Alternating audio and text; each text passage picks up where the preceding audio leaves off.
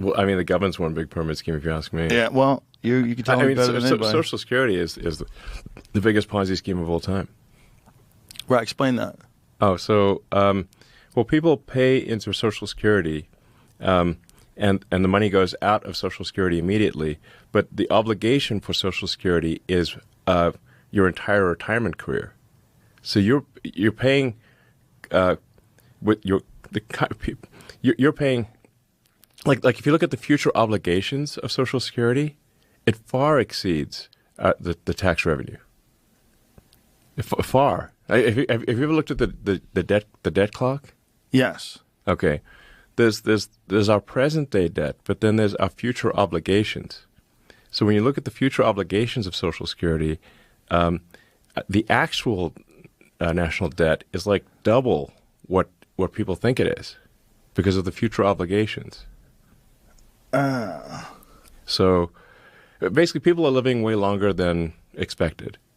And there are fewer babies being born. So you have more people who are retired and that live for a long time and get retirement payments. So the future obligations. So however bad the financial situation is right now for the federal government, it will be much worse in the future.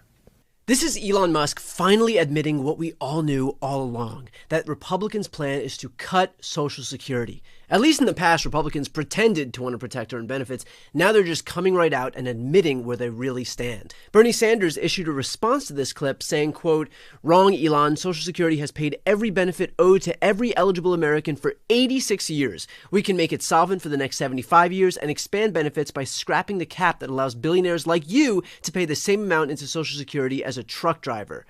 And that's exactly right. All it takes is for billionaires like Elon Musk to pay a higher amount toward the program than teachers and firefighters. And here's the thing. Elon knows that. He knows that what he's saying is a lie, but he says it because he understands that programs like Social Security represent the very kind of thing that he hates so much, a modicum of a social safety net for average Americans. That is antithetical to his desire to turn America into even more of an oligarchy than it already is. In his mind, the money going to your grandma who worked her entire life should actually be going to buying billions of dollars worth of Cybertrucks or a fat Defense Department contract for SpaceX or buying a meme coin that goes directly into Donald Trump's pockets. And that gets to what his Department of Government Efficiency is actually all about. It's not about some noble pursuit of eliminating waste and fraud and abuse. They haven't even found any evidence of fraud. And the savings they claim to have created were actually found to be false, and they had to delete them from their own website. In actuality, the efficiency that Doge is interested in is the efficient facilitation of a massive transfer of wealth to the richest, while cutting the benefits that working and middle-class Americans have earned throughout the work they've put in their entire lives. I mean, just think about it. What has Doge actually gone after so far? Not corporate welfare, of which Elon himself is a recipient to the tune of $40 billion. Certainly not Elon's multi-billion-dollar government contracts. Instead, the first thing they went after was an agency that helped feed hungry children. Then they went after an agency whose sole mission is to help consumers recruit funds that were stolen by predatory banks and financial institutions. Then they went after healthcare, including veterans and things like FAA and OSHA, which keeps Americans safe when flying and when at work. AOC put it best here when she said, quote, "This guy is a leech on the public. No matter how many billions he gets in tax cuts and government contracts, it will never be enough for him. Now he's going after the elderly, the disabled, and the orphan children so that he can pocket it in tax cuts for himself. It's disgusting." And as I mentioned, all of this is building up to their ultimate targets: Medicare, Medicaid, and Social Security. Medicaid, of course, is already virtually cut, as the Republican budget blueprint already prescribed $880 billion in cuts from the Energy and Commerce Committee, which is only mathematically possible if Medicaid is slashed from that committee. And we also recently learned that Trump and Musk are planning to cut the Social Security Administration in half. So not much of a secret where they're headed from here. And for those who respond, "Oh, well, they'll never do that. It's too unpopular," might I point to everything that this administration has done so far in just the last few weeks? They're not concerned about popularity. Hell, they just passed a budget that, again, literally makes way for the largest cut to Medicaid in history while protecting tax breaks for billionaires like Donald Trump and Elon Musk.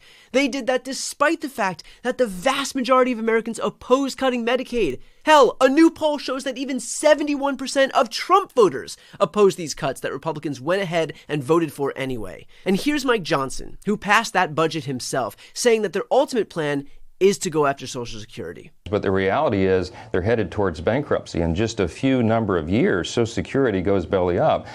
So does Medicare, Medicaid, all of these big spending programs, because we're drowning in debt. And so we've got to think about long-term reforms to those programs. So yeah, they are broadcasting exactly what they want to do. And of course, this isn't even new for Republicans. The fact is that Trump introduced a budget to cut Social Security every single year that he was in office during his first term.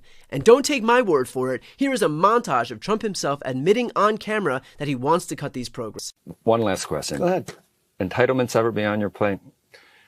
At some point they will be. We have tremendous growth. We're going to have tremendous growth. This next year, it'll be toward the end of the year.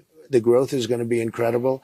And at the right time, we will take a look at that. You know, that's actually the easiest of all things, if you look, because it's such a big percentage. If you're willing to do some of If you don't cut something in entitlements, you'll never really deal with the debt. We'll be cutting, but we're also going to have growth like you've never had before. You changed your outlook on how to handle entitlements, Social Security, Medicare, Medicaid, Mr. President. It seems like something has to be done, or else we're going to be stuck at 120% of debt to GDP forever. So first of all, there is a lot you can do in terms of entitlements, in terms of cutting. The reason that Trump wasn't successful in cutting these programs in the past was because Democrats stopped him. But if we've learned anything since January 20th, it's that the entire point of this second term is to avoid checks and balances in any way possible. And with Democrats in the minority in both the House and the Senate, the prospect of being able to hold this administration accountable through Congress is even less likely. So what can we do? For one,